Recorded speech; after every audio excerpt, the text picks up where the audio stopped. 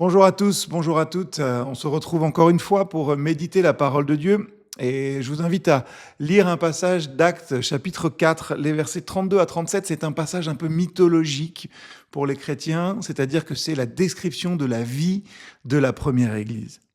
Le groupe des croyants était parfaitement uni, de cœur et d'âme.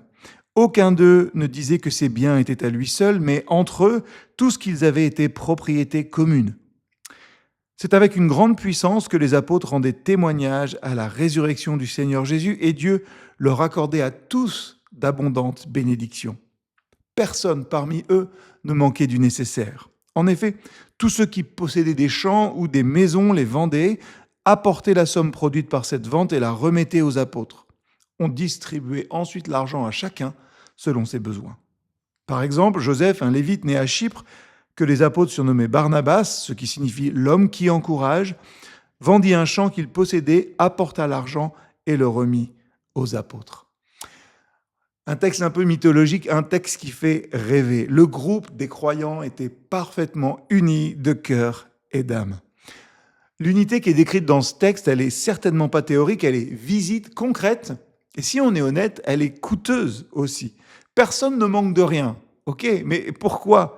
Parce que certains choisissent de donner. Et au milieu de cette communauté, le texte nous dit qu'il y a un homme qui sort du lot, Barnabas.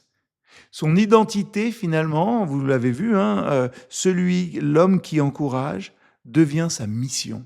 Son identité, l'homme qui encourage, Barnabas, devient sa mission, encourager. C'est pas un rôle officiel, mais c'est une manière de vivre.